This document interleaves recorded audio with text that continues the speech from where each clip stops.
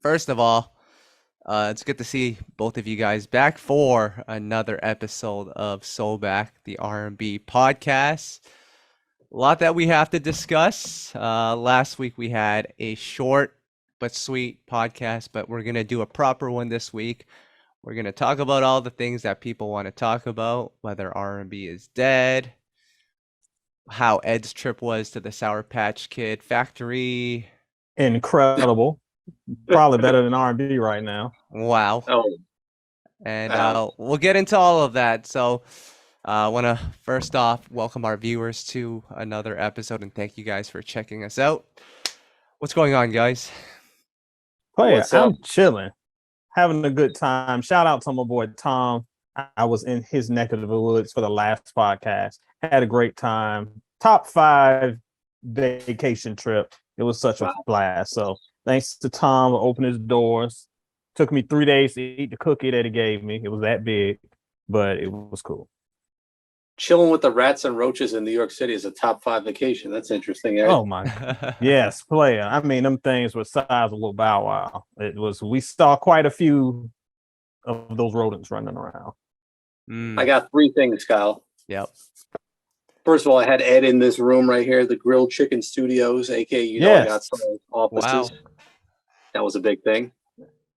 Kyle, speaking of offices, do you have like 2 pillows and a cot behind you there on the left? I don't know what's going on. Hey, man. What? You never know when you need to sleep, get some ideas, and get back on track for this podcast. It's my lab. I'm cooking the way in my lab R&B here. sounds these days. That's exactly what you exactly. need. Some pillows and a blanket. It's symbolism for R&B. That's what we're doing here. All right. Number 2, in the spirit of us being all back together, I'm going to take it back. We're going to do a food discussion real quick. Wow. Okay. Guys, I have a new favorite food. We know you like chicken, Tom. That doesn't count. Close, actually. I picked this up at my local supermarket. It involves chicken. I got Chick-fil-A sauce as my new favorite food. Wait, what? Just the sauce. You get in the bottle. You put it on anything, man. It's great. They just sell the sauce in a bottle now? Yeah, it's delicious. Actually, why don't you just go to Chick-fil-A, have like 80 packs in your drawer like a normal human? I mean, the things are probably 3 years old, and just sprinkle them out. No. That's how we do it here. So they actually do this for McDonald's as well. They sell like Big Mac sauce and McChicken sauce. This is an actual thing. What a scam. Big Mac sauce, isn't that just Thousand Island dressing? What are they selling y'all? Oh, no. It's delicious, Ed. You could literally just take the bottle and just squirt it right in your mouth. It's that good. Oh, let's not do that visual, boy. Hold the chicken. We'll just take the sauce. Just the sauce. Healthy? Just the sauce, no chicken. No. Can we talk about the nutritional value in that or no? We won't go there. All right. Moving on. Oh, okay. Please move on. In all of seriousness, because we have to talk about R&B here, that's what we do on this podcast. We have to first off say RIP to our guy, Jesse Powell. Yes. Jesse Powell, my guy. I wish I had time to dig over here and pull out his album. I love about it. I know a lot of times with those artists from that era, they kind of get boxed into one song, and we all love you. And that was his big hit, and it was incredible. But we have to remember that he was a lot more than that one song. Jesse was an incredible vocalist. Did not get the shine that he deserves. Something in the past, never left rotation. Been in rotation for 20 years. Incredible artist. His sisters were great too. If you love My Love is the bomb, baby. That's them right there. Shout out to the Powell family. He will be missed. I wish he was more active on social media. I mentioned that on Instagram. He just wasn't on social media at all. We could have shared the flowers before he was gone, but unfortunately, it's not everyone's thing. More power to him. He's probably happier than all of us. Yep. So real talk there. Yeah, RIP to him, and it's crazy because you know how it is when someone passes away, their streaming numbers go up. This was no exception. The record you flew up the charts. But it's good to see, it's good to see that people are celebrating his music, even though, you wish that it was sooner, but, now is still better than ever. So we salute. I got to dig out the album. I feel like it's wrong to do it. Yeah. It's right here. I think it might be next to your Nicki Minaj album, Ed. It looks like Ed's gonna. It looks like Ed would pull one CD off that shelf and the whole thing would come collapsing down. It's so packed tight in this there. thing is meticulously organized. That's why I could find this so easily. Wait, it was Ed, right beside Player and the others. Ed, we're gonna put you. Powell's album. We're gonna put you on the spot here. You need to open that case. I better see like the actual CD and not like some like CDR like copied burned version that just says Jesse Powell album. There you go. It's the real deal, homie. It's the real deal. With the black marker. Oh man. I will say this is my second copy because my brother destroyed my first one. Wow. I don't know how or why, but it's still in Virginia with the case looking like Bigfoot stomped on it. So wow, a lot of memories with this one. Well, RIP to Jesse Powell, but we got to get into some current events now. Have you guys heard Robin Thicke's new single Brown Liquor? Because I saw a comment on social media that said that Robin Thicke probably made this song when he was on that Brown Liquor. Now, Tom, as the expertise of alcohol between the three of us, can you explain what Brown Liquor does to someone? It's not good. You don't make good choices when you're drinking the brown liquor. I'll say that much. Oh man, usually leaves a bad decision. So speaking of bad decisions, no, ahead, this is a positive children's family episode. We're not going to be dissing anyone here, Ed. Oh, you came to the wrong place. But go ahead, Tom.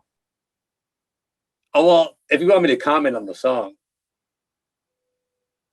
I might need to be drinking brown liquor to maybe understand it. I didn't quite understand what was going on off the first listen. That's all I have to say. Was that chanting? I didn't hear any singing. No, it was no. It sounds like if you watch wrestling and the Undertaker comes out with his druids and that music that they play, it sounds like that. That's what brown liquor sounds like. It sounds like the Undertaker's druids. I am a huge Robin Thicke fan. If you remember last year, I thought his comeback album was incredible. I was like, yeah, we back. Robin's back. I don't know what this was. I don't know. And I'm sure that he had a great time performing this. This ain't it, Robin. This ain't it. I love you, my boy. This ain't it at all. Well, it was really telling. Someone not on this podcast, but might be on this podcast, said that it's very telling in 2022 when the rapper on the song Yo Gotti is more coherent than the singer. Ed? Well, I didn't hear a lie told there. Listen, we all love Robin Thicke. That just was not what I wanted to hear from Robin Thicke, just being honest.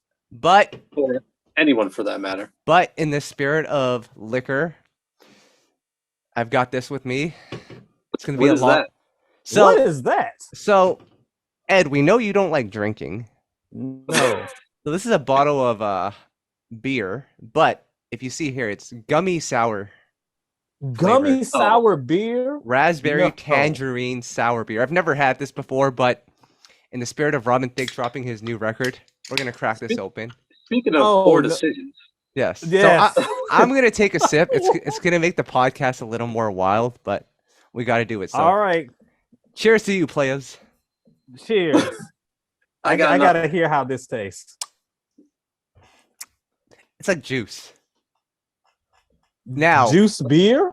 Yeah, because every time y'all tell me something tastes like juice that's actually alcohol, it tastes like juice laced with cyanide. It tastes terrible. So does it taste like juice or does it taste like beer? It almost tastes like a Jolly Rancher, I'll be honest. Oh. Yeah. I don't believe it. This could get dangerous. But anyway, let's carry on here. Please.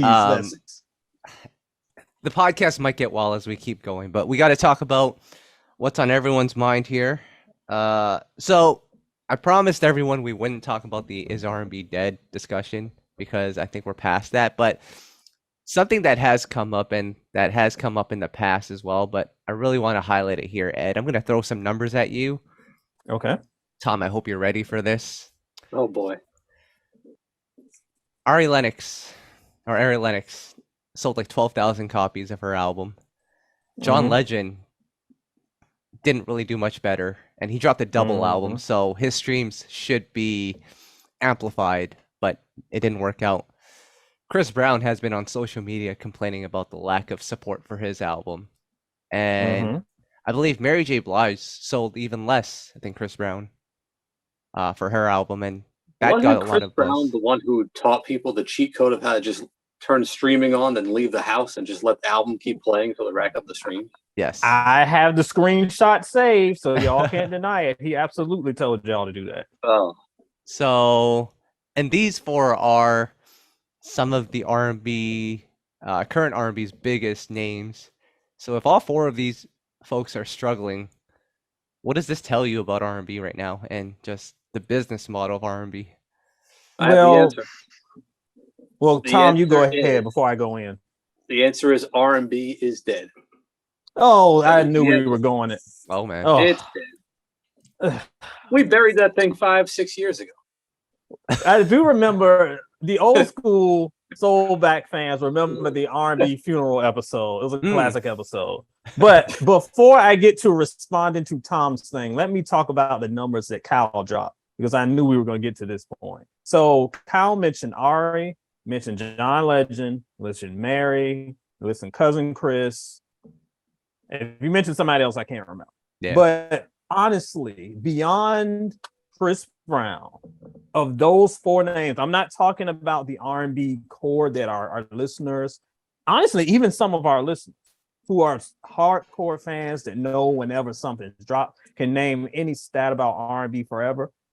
How many of us really knew that these albums were coming? How strong was the promotion? I don't think the promotion was strong on anything except slightly Chris Brown. And even though he did okay, I think he didn't do as well because the bloom is falling off that rose. That's another thing. So even though we can talk about the death of R&B, as I know Tom will, in the cases you mentioned, player, those albums were not promoted well.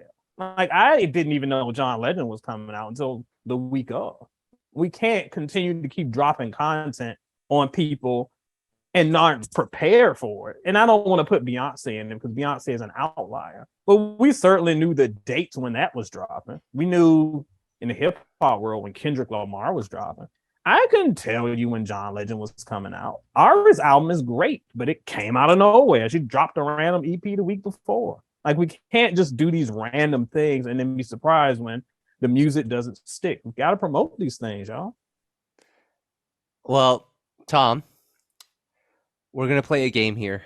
Since we're talking about, we're gonna play a game here, all right? Is it a drinking game? Yes, Ed, hold your cup too. Don't drink yet. You might need that. I might. All right, everyone, take a sip. If you knew that Money Long's album just dropped, I actually did. I'm I taking. had no idea. We got it. Serious. Cheers, Ed. Cheers to bad promo. Like, it dropped Friday? I had no idea.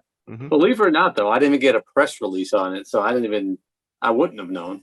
Actually, yes, I do remember it. Shout out to my boy Theo in the Cypher. I do remember it now. But again, Money Theo Long like should human. be a big...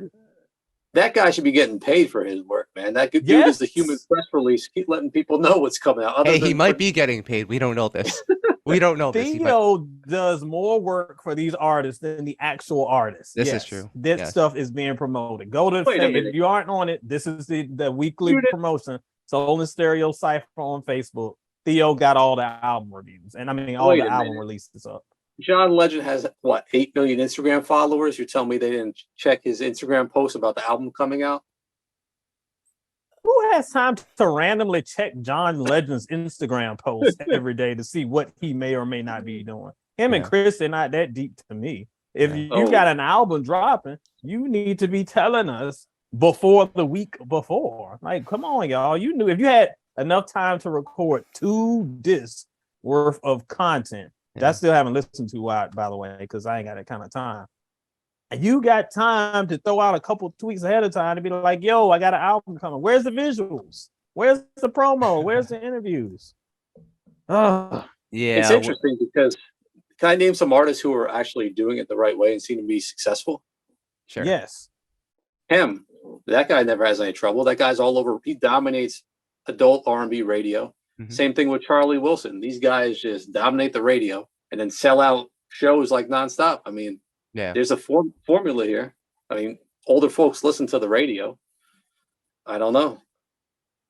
But they're smart enough to cater Yeah. specifically to their audience. Yeah, because it's interesting with like Robin Thicke, he does the Masked Singer, which has a much bigger reach than maybe a Charlie Wilson or a Kem does at, adult R&B stations. But I don't know if every viewer of the Masked Singer is No, wanting a Robin Thicke record. Like they're not in his your fan head, base. you're thinking just from a reach standpoint, it should be the formula, but you know how fickle music fans are. They listen to what's big at the time, and unless you're a diehard fan, you're not checking for these veteran artists. Like, yeah, I don't know. Kyle, how did Neo's album do? I don't know. I can't imagine it doing very well, but that's someone you'd suppose would probably do really well. I mean, he's yeah. a top star, superstar. You And that would didn't do well. suppose, but again, where was the promo outside of the drama with his wife or ex-wife or whatever? Did we really have a That is lead up? great We got promo more. right there. Yeah. These days, that is the top promo.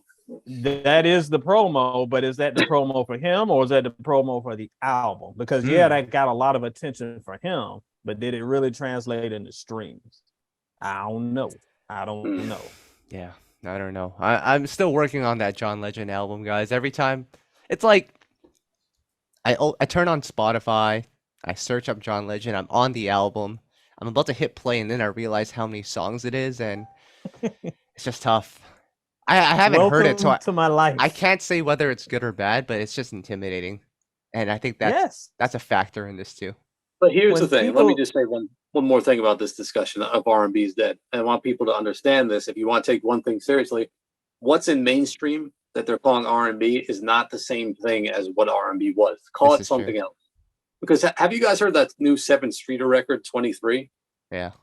I mean, that's we love Seven Streeter, but that's not R&B music. Like, that's a different thing, in my opinion. So it's like, why even compare these things? It's not fair. Well, you hit on the point I was going to make. This whole discussion about is it dead, is it not, drives me nuts because people are using different metrics to measure different things. The R&B, if you came up in my generation, Kyle, your generations, the folks listening to this podcast, that ain't really popping right now because the system isn't set up for it. Does it mean that set of music is not being created? It's being created by some people, but it's not going to be marketed the same way. We ain't got 106 in part. Nobody's sitting on the couch. Yeah. Nobody has that. It's not the same. It doesn't mean it doesn't exist. It means it's not being promoted the same. What gets me upset is when the people in the industry who have been making these strides over the years, who have the ability to actually make the music they say that they're defending, and then don't make the music. Are you talking or are you just trying to get podcast streams, brother? Because you ain't you're not contributing to the conversation. Because I keep hearing, oh, I'm just asking the question. I'm just contributing to the conversation. Player, you got the tools to make change, but you're just talking. I'm not here for it. Well, I have some breaking news for you guys. A global superstar says that she will be making an R&B album. Doja Cat. Ed, is this so? This is where it gets kind of interesting. Tom. Tom, you love that Say So record. Don't even act like you don't. Isn't that an R&B song itself? I mean, you already made an R&B record. Why do you have to announce you're making R&B? We've heard this statement so many times. Exactly. Here's the thing, though. Here's where I'm getting to is that what classifies something as R&B now, because you guys have mentioned she has made R&B type records, but I think at this point it's like if you're singing, it's like automatically considered R&B, but that's not really how we've looked at R&B in the past. Exactly. That has never been R&B. First of all, for Doja Cat, I've talked about on Soul and Stereo many times. Her album before this last album, Hot Pink, I thought it was great, and it has several R&B songs on it, and they're dope. This newer album, it's got all the pop stuff, and I know people love it, but it's just generic pop album to me, is what it is. But what drives me nuts, players, is all these people keep talking about, I'm making an R&B album because they know that it will get attention, and it will get buzz, and it will get talk. But with it really R&B? No, because half the time y'all are making R&B albums any black woman or black dude that's somewhat crooning, we're calling it R&B. That's not necessarily R&B. Not necessarily. Rihanna's got 1,000 songs, and maybe 10 of them are R&B songs. Like, that's not what it is. And to be fair, she never classified herself as that. That's true. Just because you sing something and throw a rapper on the hook doesn't mean it's R&B. Doja, do Doja. Just make good songs again. Don't make that generic pop stuff. Make good stuff and we'll celebrate it. But I don't like R&B constantly being in these conversations for headlines and being like, I'm making an R&B album, y'all. Give me hits. No. Don't give me hits. Give me something of substance. I don't care if you don't make R&B. Just don't suck. Is that too much to ask? Well, guys, I'm going to ask you guys another question. And Ed, hold that cup. Don't be drinking it. We have another question for you. Oh, boy. Tom, do you have a cup ready too? I don't have anything, guys. Oh, man. I got a Starbucks espresso shot glass. It's empty. I'm not gonna drink an espresso now. Oh, man. All right. Well, I'll be up all night. All right, Robin Thicke took all the brown liquor. All right, I'm ready, Kyle. We will take a sip. Mm-hmm. Or you have to take a sip if you did not know that Craig David's album is out next week. I'm taking a sip. I did catch the Instagram post, guys. I caught the Instagram post. I'm in the know. I knew about it. This is getting rough. If you don't stalk Instagram all day, you're not gonna have any idea what's going on in R&B. That's the only hope. Why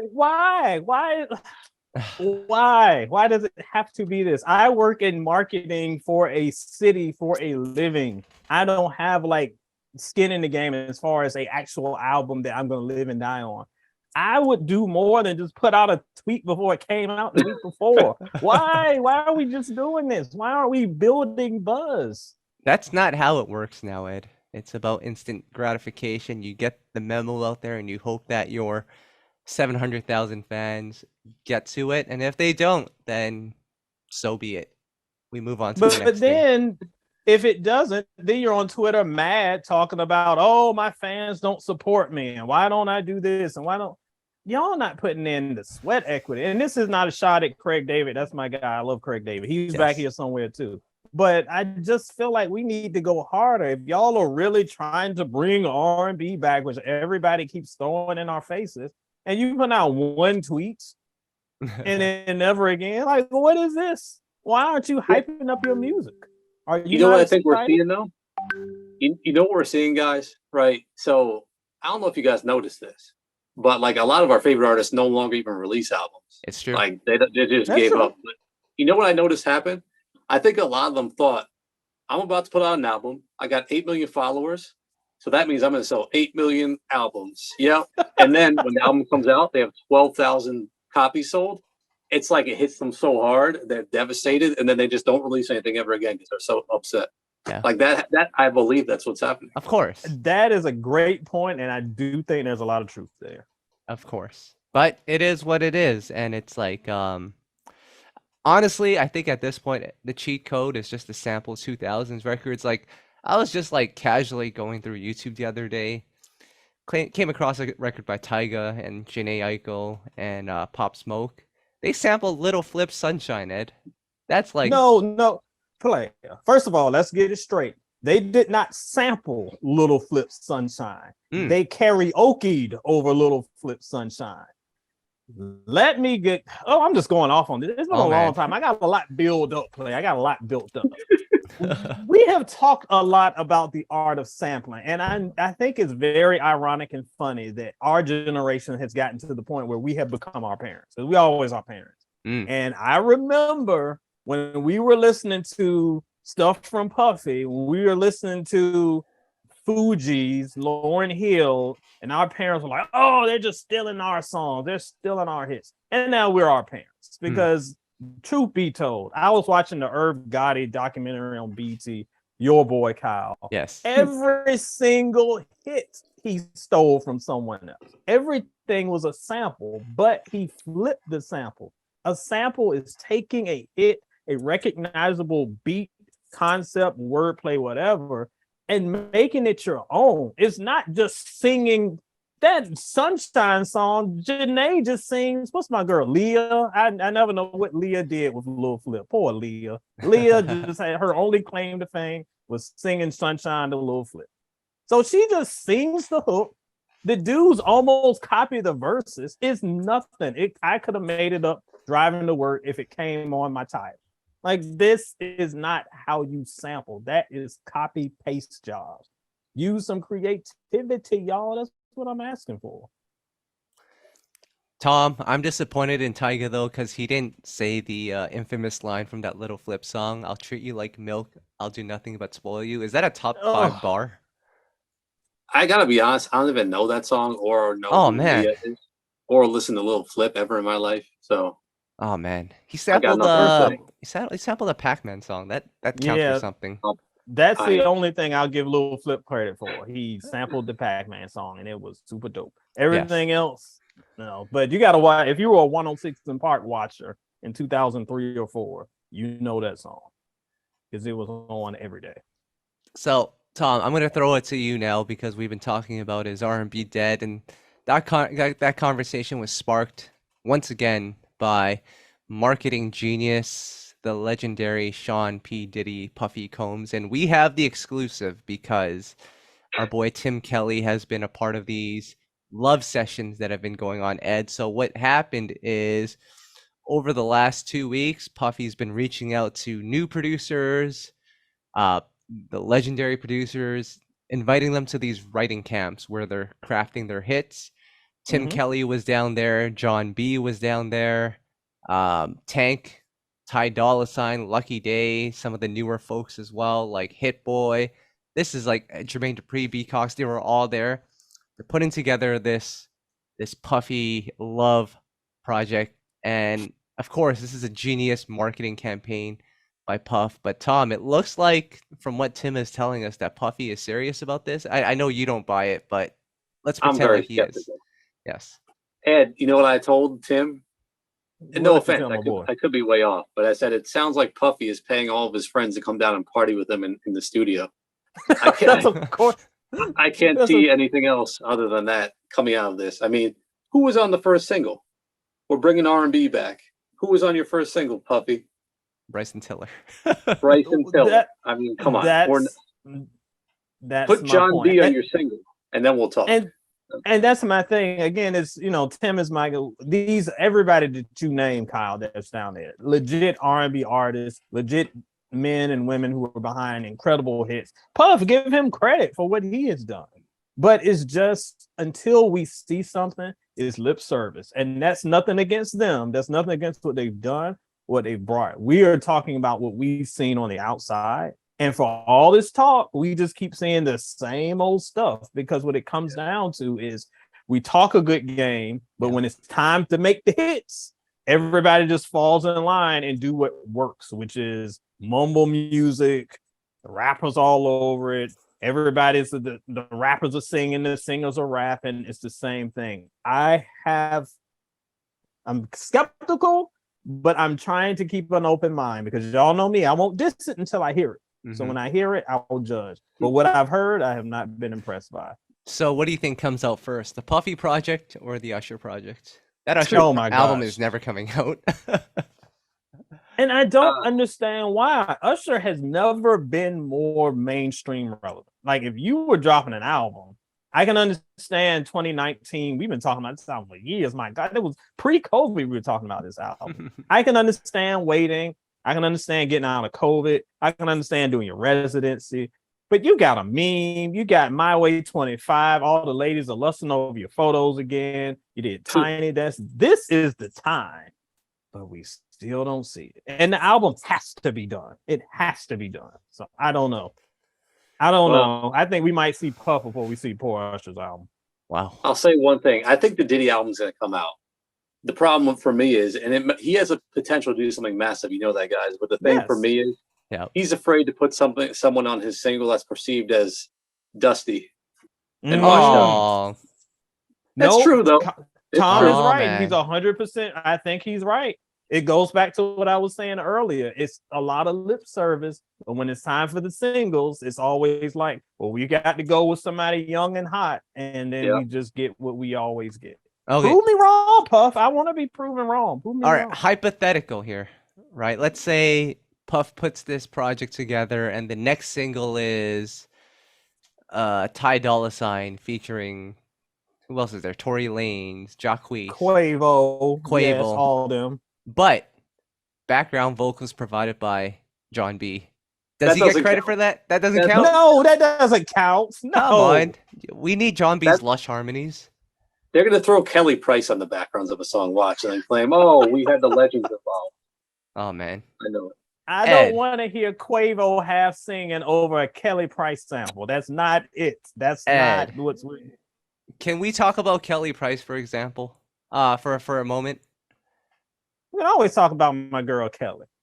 So she's been known to like go on social media to blast like different organizations, companies for bad customer service. Oh, you know about this, right? Of course I do. It's like the only time I see her on my feed is because she's cussing out somebody's airline. Yeah. So last week I was on social media just scrolling down my feed. There were 3 separate videos about 3 different companies, and Kelly Price, 7 minutes for each video.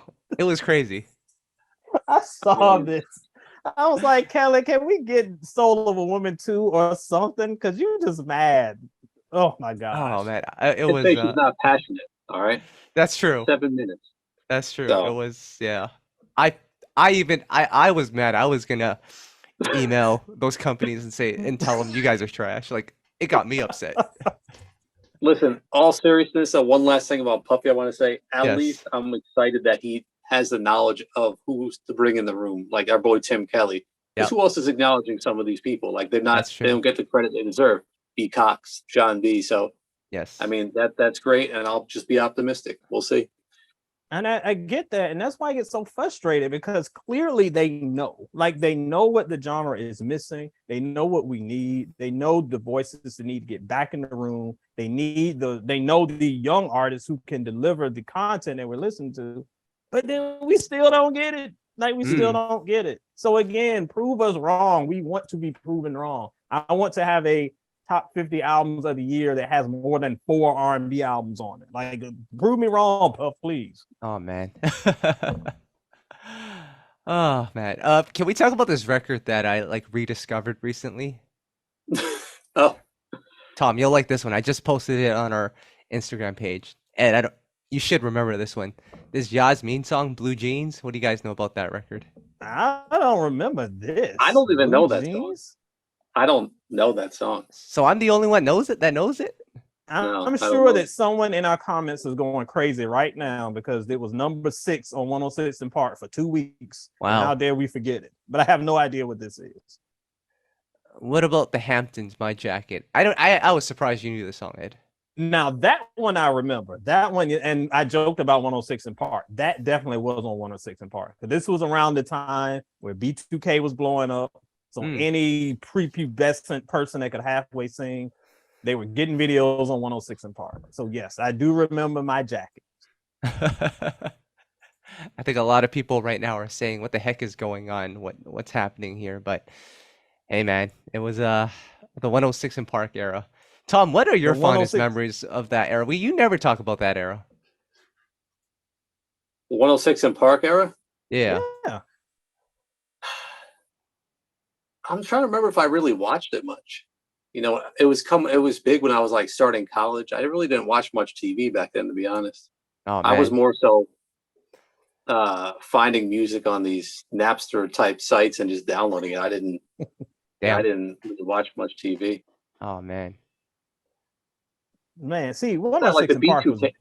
Wasn't that like when the B2K was like huge back then? Yes. Yeah. Were you part of the B2K? That wasn't really my era. Like that wasn't my thing. I mean, it wasn't mine either, but I watched. 106 was just big for me because, like you said, Tom, when I was in college, I barely watched any TV. So the first year or two of 106, I didn't really see. But that 2001, 2002, 3, 4 era, when I started watching TV again after I graduated college. Yes, I'm old. Chill out. So that's when I started watching it. It would come on right when I so it would come on at like 6 o'clock in the afternoon, but they would play the replay at like 11 a.m. the next day. And I worked overnight. So when I got up, it was like around 10 or 11. So that was always the first thing I watched. The night before was 106 in Park because they showed the replay. And that was an era. AJ, Free. It was just a fun time. And yes, you got B2K and they were annoying. And it was kind of funny to see how they kind of propped them up. If you were watching 106, you'd think that they were the Jackson 5 and they went diamond 18 times over. It was not that serious, but it was a great platform for our artists. And I kind of miss it. I don't think it would work today. No. But I miss having a platform to see these artists, to see them excited about their music, to promote their music. That's not just sending out one tweet 15 minutes before the album drops and we never hear it again. It's really missed in the culture. I'll be honest. First of all, this liquor is getting to me. We can tell. This is not good. But Tom, it's time to play another game here. What game is this? So you are the only one with kids amongst the three of us. So you're a family man. There's a new R&B group that just came out, signed to Mary J. Blige. Wanmore. Wanmore. They are the sons of Wanye from Boys to Men. Now, I'm not sure if they want us to know that. It's in their name. You can't help but know by their name. It's not any. I scrolled through years worth of their profile. I didn't see anything with Wanye on there at all. It's interesting. Well, scroll through their names. All their names are Wanye. I'm just saying. Here's the game. Here's the game, Tom. Know who Wanye is, though? Not really, probably. Well, we have to play a game, Tom. So there are 4 members of this group, Wanmore.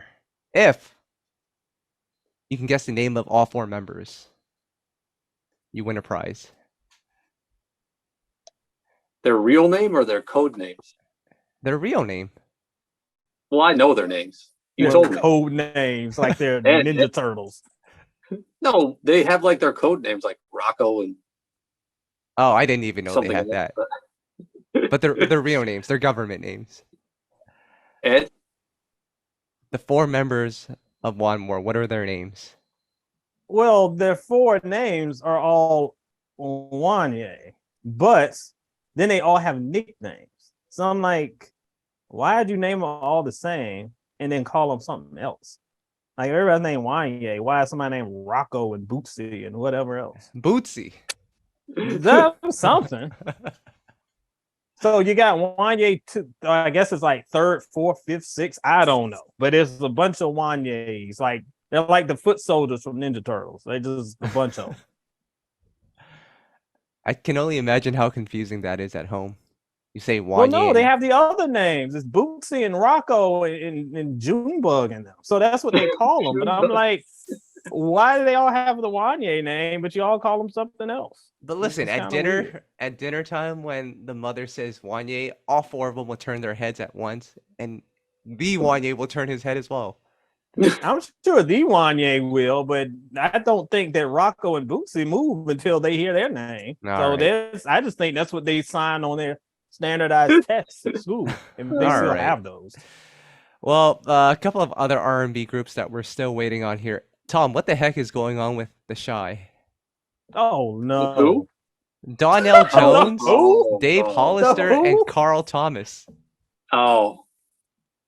I think they broke up and got back together already. What does that mean? Yes, what does that mean? I think they had a falling out, and then they worked it out, and now they're back, even though they haven't put out a song or anything yet.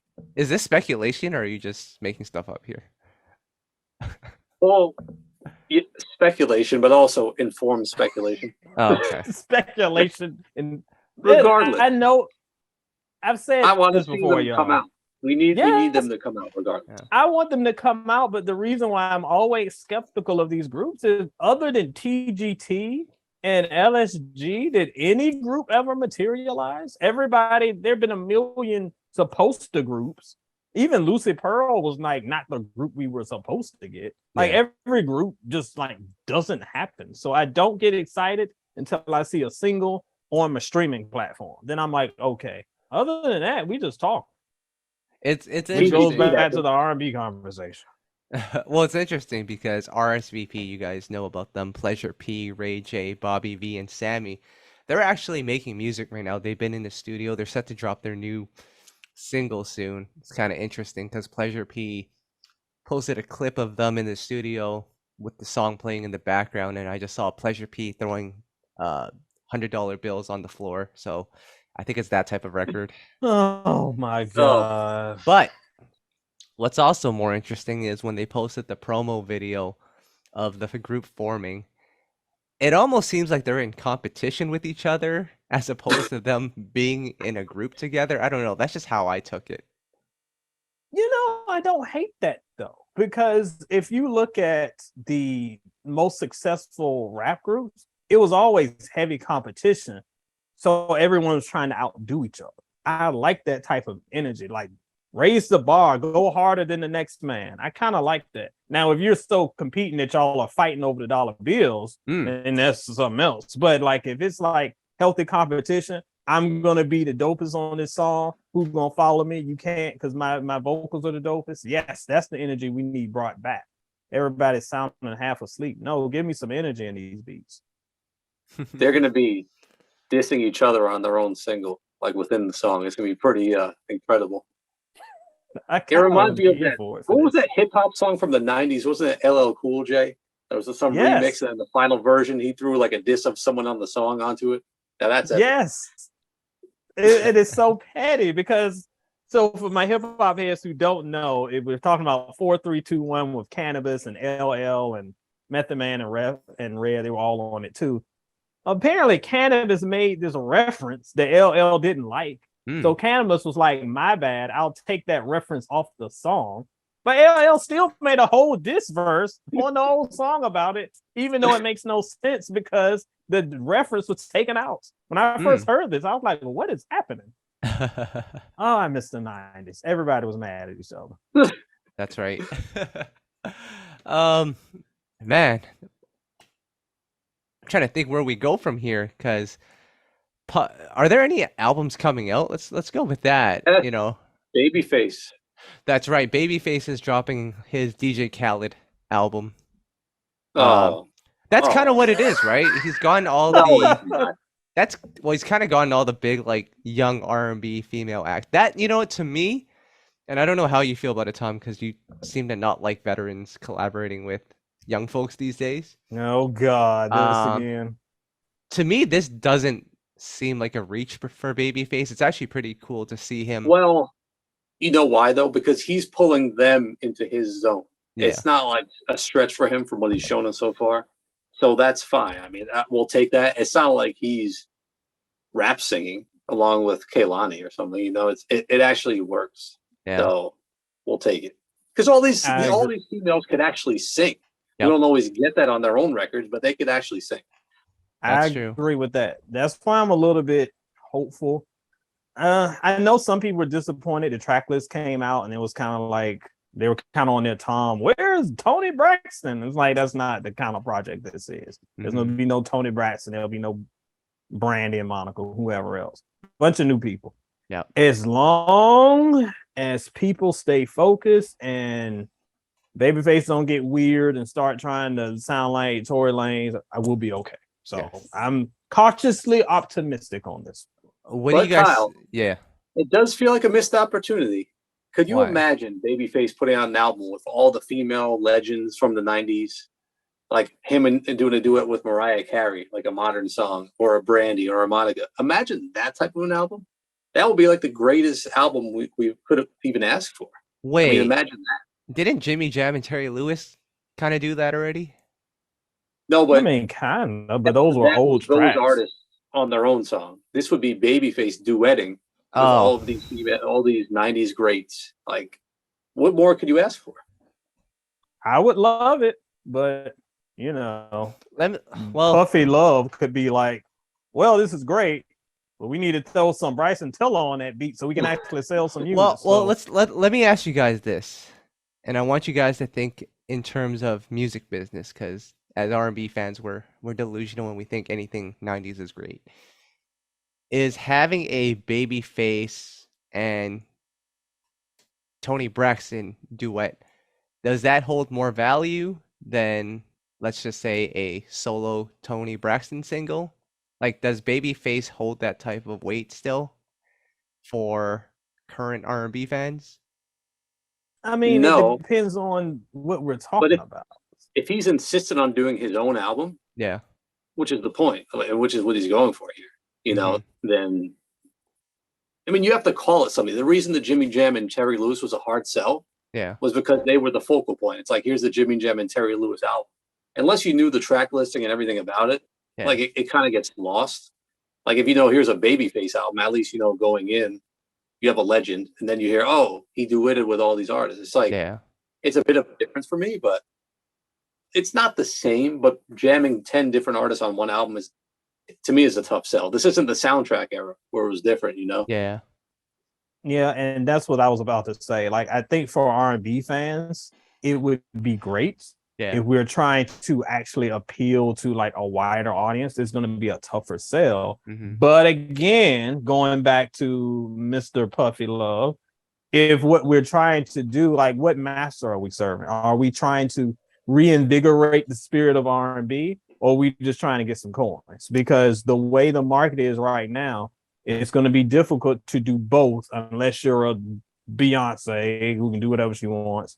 Maybe an Usher right now, just because of right now in this moment. Everybody else is either going to be like, let's do it for the arts and the culture, or let's do it for the coins. We'll try to meet in the middle, but it's going to be tough. I keep seeing everybody leaning toward the coins. That's what I'm seeing. So, the coins are important. The coins are important. They are important, but let's not say that you are for the culture when you really for the coin. Like, just say what it is. I would respect it if you were just like, I'm for this. Well, let me ask you guys this, because that LMA and Babyface record is doing really well. And I actually really like that song. I don't know how you guys feel about that one. It was kind of cool to see LMA, because she's usually working with Mustard, but to see her with different production, different melodies, that was kind of cool. But when this Babyface record drops, do you know when the album's coming out, Tom? It should be soon. It's in a few weeks. It's sometime in mid-November. I mean, October. Did you know this, Ed? Nope. All right, take a sip. I'm taking a sip too. Ed, what do you want? A billboard on the Birmingham Highway or something? I mean, what would make you know about an album?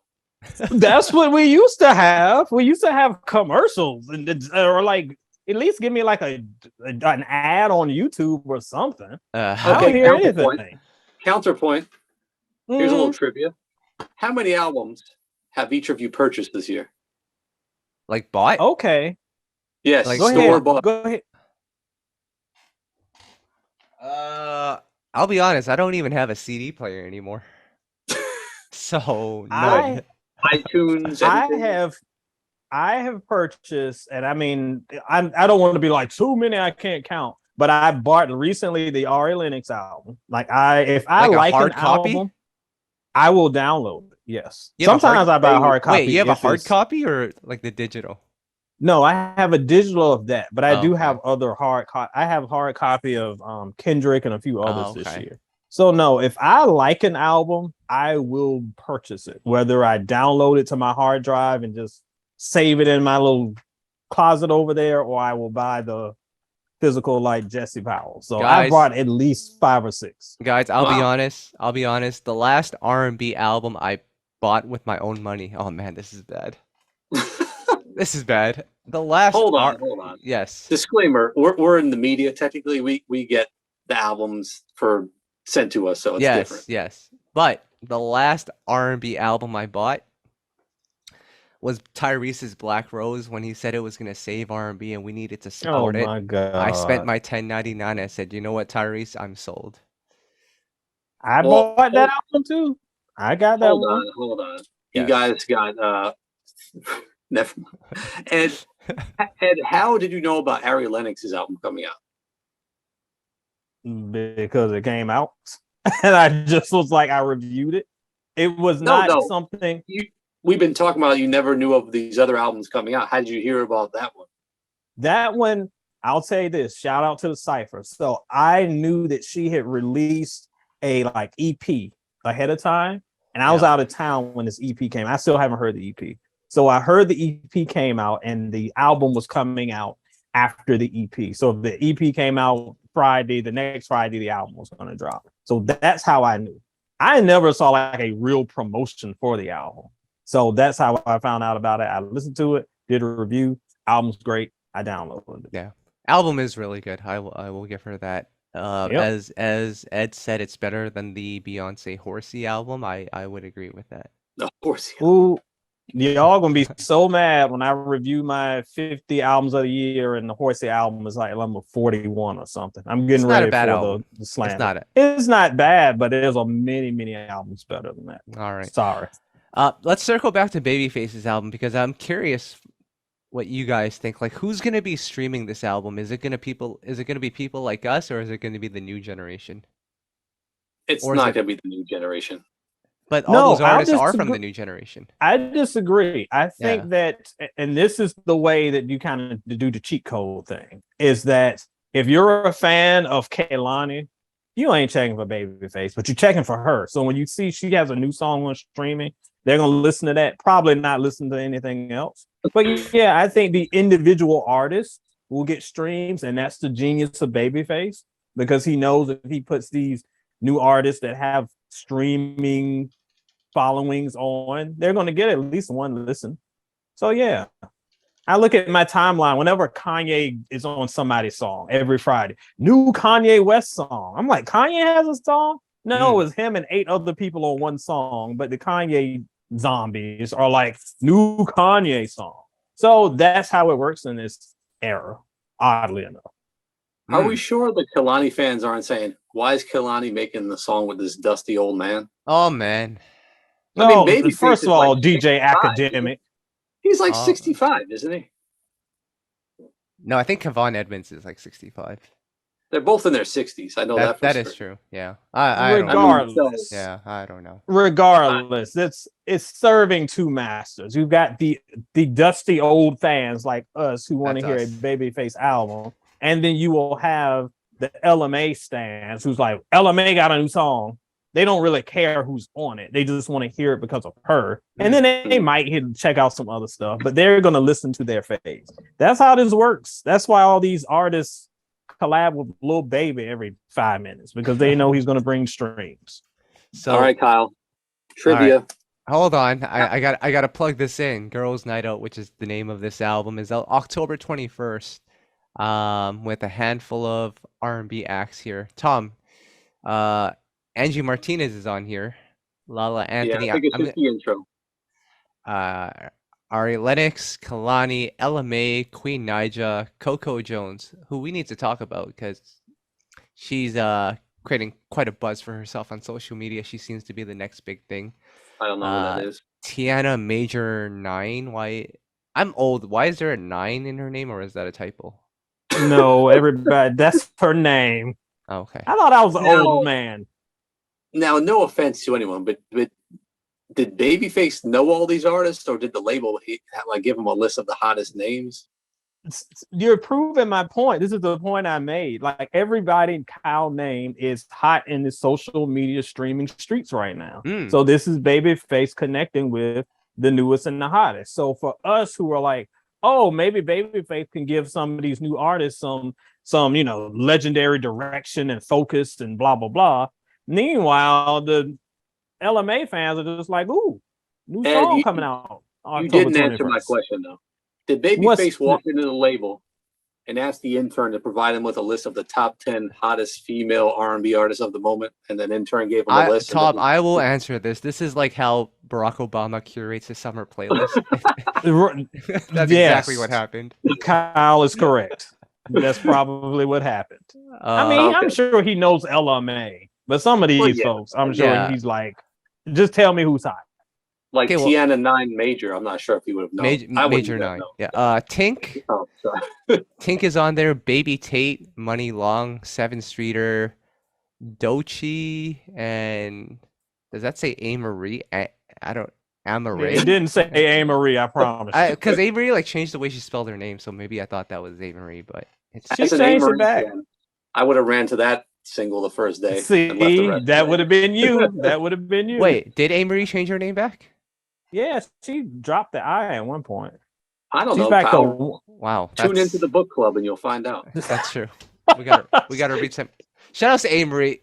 Our reading is cool.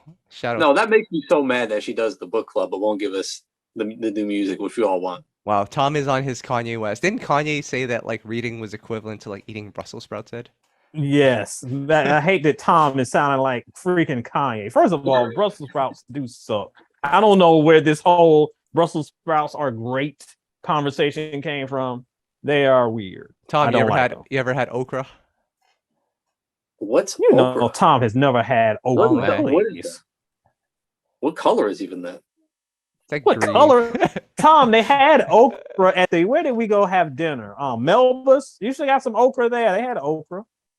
I mean, was it smothered in gravy? I might have liked it. Oh, that's it was mixed in your chicken. It was smothered in gravy. You didn't even notice it.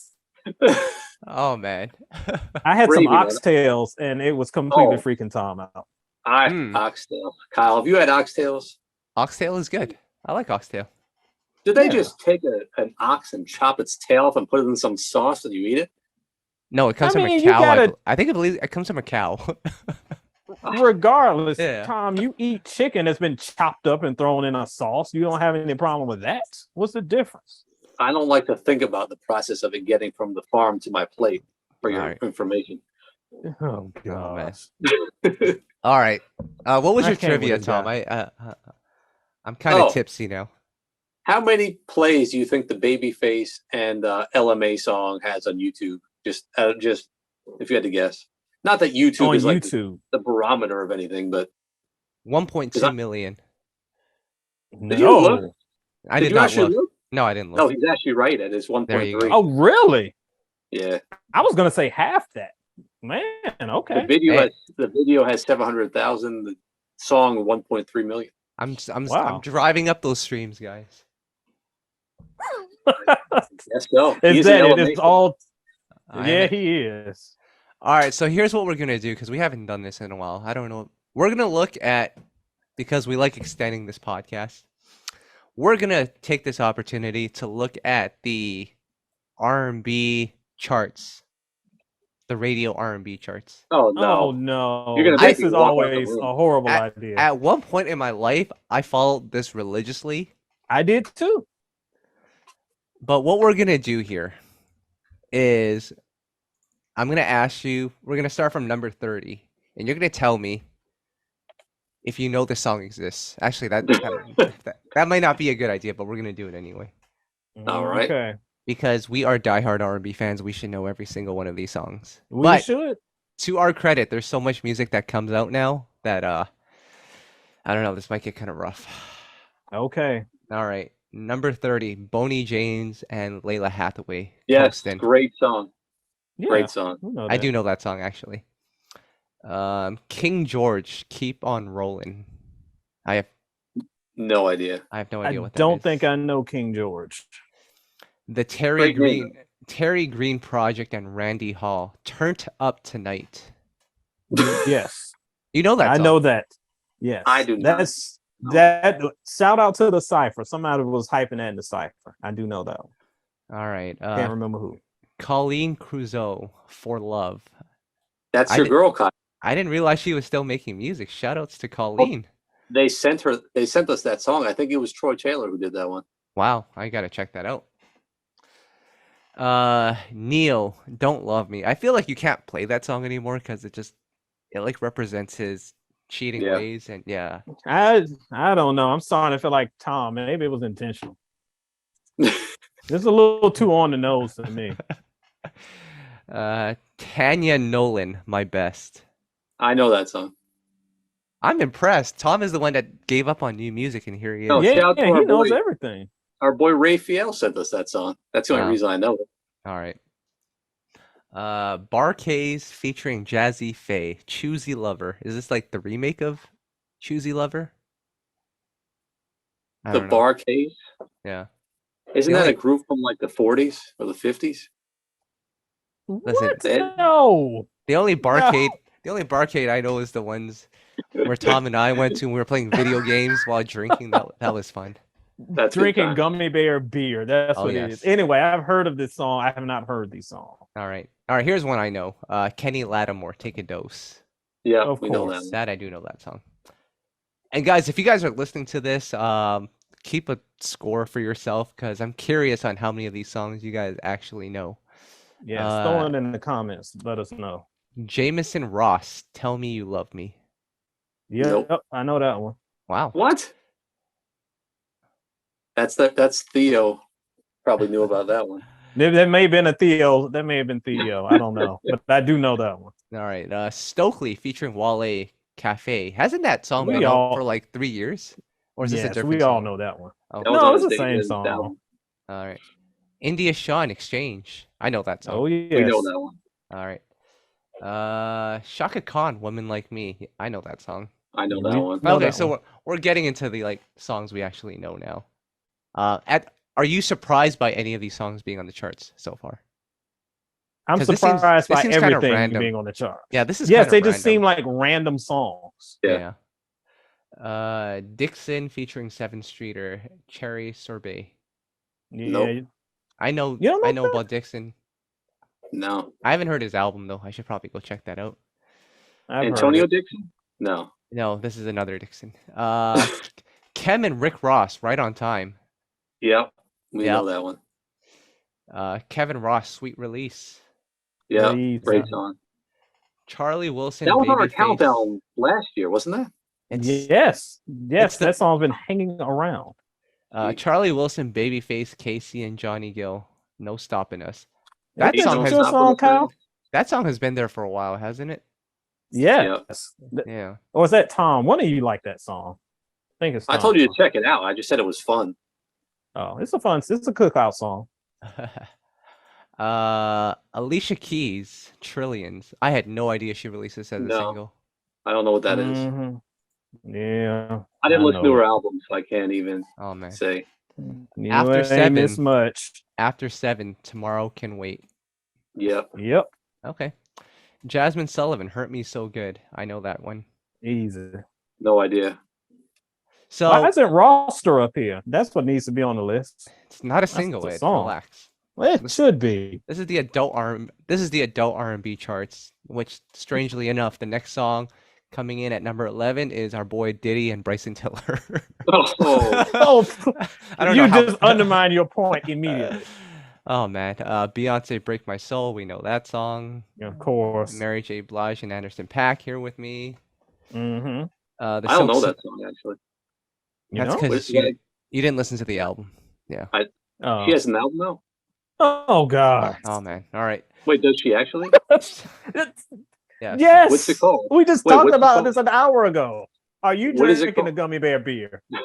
Ed, what is the album called? Good Morning Gorgeous. Oh yeah. Yes. Okay. Silk Sonic, After Last Night. That's like Ed's favorite song. They're still on the chart. Yeah. Yes. Are they still even together? What? That song is a timeless classic hit. Is that what you say on Twitter? A generational curse, whatever y'all call it. Silk Sonic experiment ended like a year ago, and it's like still lingering. I don't know. You wish. They're still out here. All right. We got to cut this short, so let's just keep this moving. Summer Walker and Ari Lennox, Unloyal. That's a big song. John Legend and Money Long, Honey. That's actually a hit. I don't even know if I've heard. I don't think I've heard that song actually. A hit, pal. They spent enough money. All right, Tom. Tom. Tank and Jay Valentine, Slow. Yeah, that's all right. Yeah. I actually like that song. Another Silk Sonic song, Love's Train. That's still that high? That's interesting. How many weeks on the chart, Kyle? It doesn't say. Yeah, it'd be like 52 at this point. Jeez. 14 weeks. No, I lied. 30. I was looking 30. Okay, that makes more sense. Ron Isley, the Isley Brothers, and Beyonce, Make Me Say It Again, Girl. Mm-hmm. And then number 2 is Babyface and LMA. We know that record. And number 1, I guarantee you none of you guys know this song. We don't know the song, or we won't guess it that it's number 1. Both. I guess this would be the same thing. What? I have no idea what it could be. Queen Naija and Big Sean, Hate Our Love. You guys do I not know this that. song. I know that song. Yes, I know that song. Yes, I know that song. Tom, you would not like it. Is it a good song? I don't know. I didn't say all that. I said I know it. Okay. So we just ran through the list here. I think at this point I'm just rambling, so we're gonna cut this short. Ed, love letters. Do we have a love letters? I'm gonna read one actually because it's always fun when you. I'm going on the site. Go on soulandcereals.com if you wanna read up on Ed's love reviews or love letters. The last one was courtesy of Kyle himself. I don't know if I've done one since then though. I just gave away the mystery guest though, so I guess I shouldn't have done that. That's true. I never use a real name. Tom, let me ask you a question here. Would it be a deal breaker if? Well, I can't really ask you this question, but you're in that scenario. How about that? Mm-hmm. Would it be a deal breaker if a guy takes you out, you saw the bill after the meal, but he didn't know you saw it, and it was for $150, and he left a $5 tip? Oh my God, I remember this one. Was the service bad? I mean, I didn't get all that many details. There's situations if the service was bad, like the food. I mean, the food came out like after 2 hours. I don't know. There's scenarios. Well, I'll be honest. The tipping thing is like, it's gone too far, Ed. What do you mean it's gone too far? I was at KFC recently, mm-hmm. getting some takeout. It was like $10. I put in my credit card. Once I insert my credit card, it asks if I want to tip. Yeah. Wait a minute. What am I tip? KFC asks for tips? What are you tipping? Everyone. That's everywhere now. Yeah. That's a lot of places now.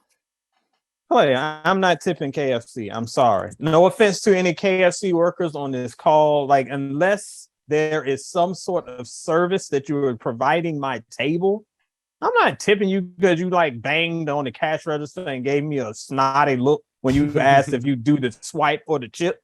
Like, no, you don't get no tip for that. No. But going back to the question, what I find hilarious is that this person was spying, because clearly this person wasn't paying for the meal, but they were being all judgmental about what the other person was tipping. If it was that bad, my brother, my sister, whoever, why don't you slide $5 or so to that? Sometimes you don't know me, I can be a little tight, a little frugal with the dollars. And sometimes my wife will look over and be like, you need to add an extra $5 to that tip. That's why. And I oblige or whatever. So if you saw something, why are you just looking? But you weren't serious enough to come off your own money. So clearly you weren't that invested in it. Yeah, all holier than thou people are interesting to me. Tom, didn't I have Stingy by Genuine on my wedding playlist? I think I did. Why is that on your wedding playlist? I don't know, but it was on there. It was on there. Shout outs to my man Genuine. That's a great song, but that's a weird wedding song. Yeah, there was a couple of suspect choices, mostly by I'm gonna get in trouble, but I thought my playlist was impeccable. Anyways, guys. Of course you did. I think that's it for this week's podcast. Just a couple of things I need to plug really quickly. I had a chance to interview my guy Ed and Tom, Danny Boy from Death Row. Yes, Danny Boy, shout out. So he's been doing it for a long time. He was on records like I Ain't Mad at Ya and Toss It Up. So it's cool to see him. Can I make a real quick point about Danny Boy real quick to Kyle? I was just talking about a friend to this. I was talking to a friend about those West Coast hits, Danny Boy, Nate Dogg, all of them made those classic records. You know why they made those records so classic? Because they brought what they brought to another song. Can you imagine if Warren G sang the hook to Regulate instead of Nate Dogg? Song would be trash. So let the singer sing. Let Danny Boy, let Nate Dogg, you rap. We'll get better songs. Are we letting the baby? We need to put the baby to bed. That is what would be best for everybody. Actually, one of the babies caused a riot in Vancouver recently. I don't remember which one. It was Little Baby. So he was I thought supposed it to. was Dub Baby. Dub Baby usually the one that's causing the trouble. So Little Baby was supposed to perform at a festival in Vancouver last week. He was the headlining act. He was actually in town, but he was seen partying the night before. So the night of his set, he canceled on the last minute and said that he wasn't feeling well. And all the millennials, or not even millennials, Gen Z, is that what they're called? Gen Y? Mm-hmm. Yeah, they No, Gen Z. Gen Z, yeah. I'm Gen Y. Oh, Gen okay. Z Yeah, I is don't the think other you're causing riots, but yeah, the kids were breaking things and throwing things, and yeah, it was an ugly scene. There will be no more hip hop shows in Vancouver, unfortunately. no more hip hop No. in the history of Vancouver. Yeah, but yeah. So had a chance to interview Danny Boy, super cool guy. He has a restaurant, and he has a Tupac burger. He has the Bernie Mac and Cheese. There's all these cool nicknames. I think there's like a Snoop hot dog or something. So we'll have to try that out when we're in Chicago. But Tom and Ed, what's going on with you guys? I was trying to be a gentleman and let Tom go first. Gee. Go first. But I'll go with Soul and Stereo. As we were talking about earlier, check out Soul and Stereo for the reviews. If you need to catch up on the reviews, we got Ari Lennox's review. I thought it was one of the better R&B albums of the year. Let's go peep that. And as always, I've been cranking out the album rankings because y'all love the album rankings. We ranked Lil Wayne's albums. I need hazard pay for that one. We also ranked your boy Justin Timberlake's albums. I had put that off because I know we were on this burn everything Justin Timberlake thing for a couple years, but it seems like that wave has finally calmed down. So check out Justin Timberlake's run. I thought it was one of the better runs of the 2000s.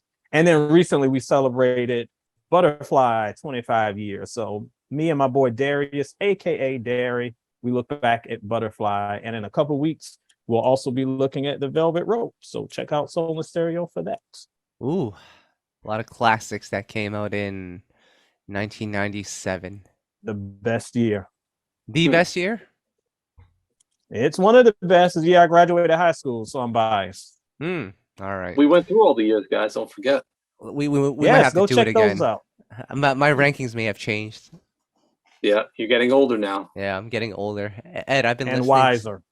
I've been listening to what have I been listening to recently that would surprise you? I'll think about. I'm gonna try getting on Silk next. That's the plan. Yes, get on Silk. I will get on Silk next. So Tom, what's going on with you? I don't know. I've actually been featuring some music on our site lately. There's actually been some stuff coming out. Not necessarily artists that we're familiar with, but our boy Kevin, aka Slick Partner, has been doing this thing, finding us some gems. So I've been featuring some of those. Yep. Other than that, I've still been digging through some old stuff I missed back in the day. You guys, I found Aries. Remember that group? They did some songs of Music Soul Child. Yeah, I found Aries. Yeah, I sent you one of their songs a while back, but man, I found their whole album. They got some stuff. I'm stuck in like the early 2000s right now. So you that's know what? why. You know what though? That's a good point you bring up, because we all have this tendency to complain about R&B and where it's at today, and that's not.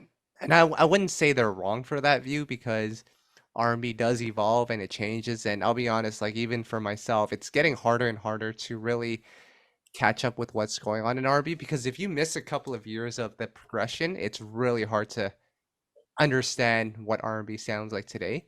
And once you fall off that train, unless you like willingly try to adapt to it, it's not easy. But what you can do is go back, because I guarantee you there's no way you listened to everything that came out in the last 30 years.